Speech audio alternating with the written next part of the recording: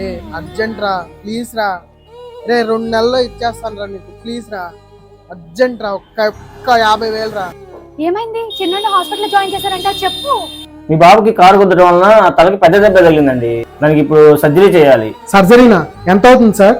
ఆ సర్జరీకి ఒక 2 నుంచి 3 లక్షల దాకా అవుద్ది. 2 లక్షలా?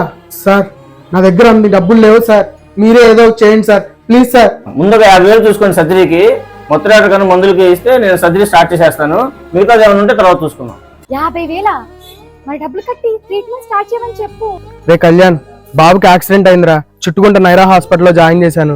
సర్జరీ చేయాలంట, 50,000 కావాలరా. ఏంట్రా జోకా? నేను మొన్నే కదా కారు కొనుక్కుంది, ఆ విషయం నీకు కూడా తెలుసు కదా, మళ్ళీ ఇప్పుడు 50,000 అంటే? నీ అవసరానికి ఎన్నిసార్లు హెల్ప్ చేశాను రా నేను, ఒక్కసారికి హెల్ప్ చేయరా.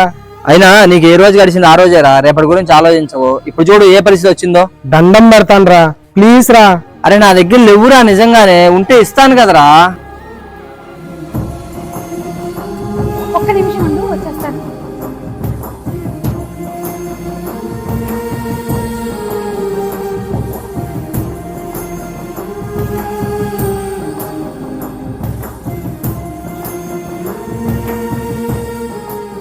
డబ్బులు కట్టేశానండి. డాక్టర్ ఈవినింగ్ సర్జరీ స్టార్ట్ చేస్తామని చెప్పారు.